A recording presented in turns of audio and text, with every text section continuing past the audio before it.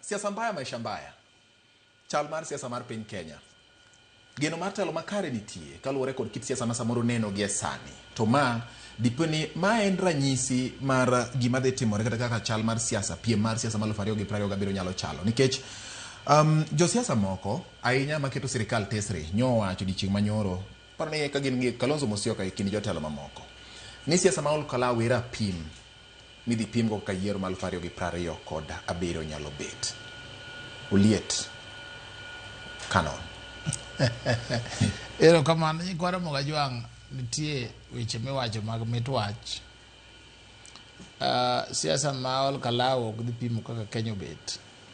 En mana ma ol kalao mana mano en mana ni yawuoyi nyodhi kuru motegno yudi odhi kanyo motegno mochiek gutonglo maber. DCP bende odhi kanyo mochiegno motek. Joma bende yware iye kuro.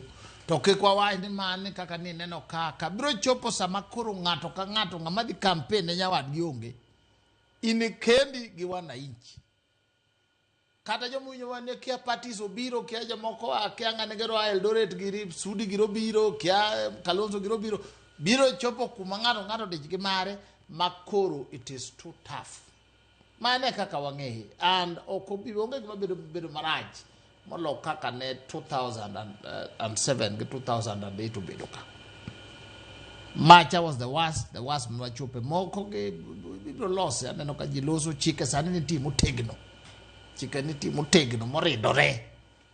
Ok nen ka 207 ge 28 bang 2010 constitution tie chike mang'eny, judges mang'eny, magistrates mang'eny, rieko medore gik moko beyo. Meo kik wabeda gi luoro mang'eny.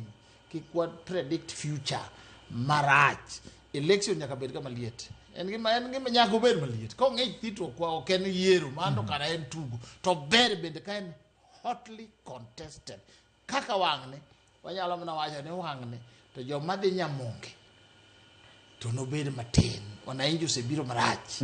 Wang'ne wananchi kapimo gi. Yes. Sao nyaka gicham.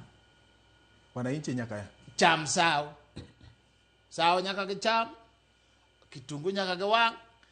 Maendeleo kelo sao be gicham.